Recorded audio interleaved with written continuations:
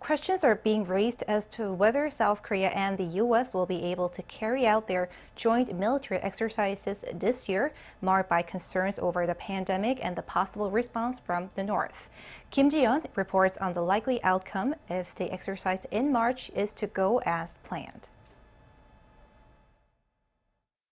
The month of March is considered as a watershed in diplomatic circles because it's the time of year when South Korea and the U.S. regularly conduct their joint military exercises, often triggering a response from North Korea, which have long opposed the drills.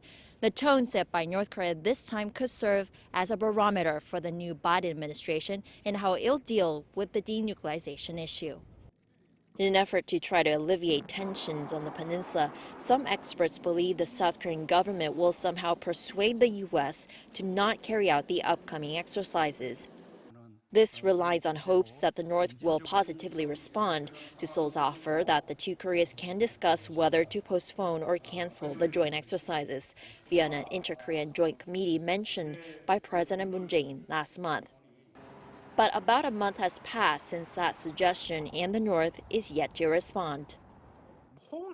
It's highly unlikely North Korea will respond. During the past 4 years, for the North, inter-Korean dialogue has led to no progress in what it really wants, which is an alleviation of international sanctions on the regime without having to relinquish its nuclear weapons and missiles. Without a breakthrough, the exercise planned for March is to go ahead, since the pandemic is seen as having little effect on this year's exercise, according to the expert, adding the North will use it as an excuse to conduct its own tests of ballistic missiles and weaponry. Building upon their last exercise in August last year, the South Korean and U.S. forces are to hold computer simulation exercises that don't require the mobilization of troops and weaponry, and they will use separate bunkers to minimize contagion risks. The joint military exercises are aimed at effectively countering attacks from North Korea and are considered crucial in maintaining the defense posture on the Korean peninsula.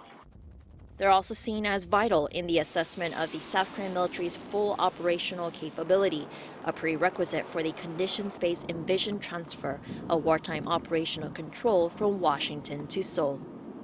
Kim Ji-yeon, Arirang News.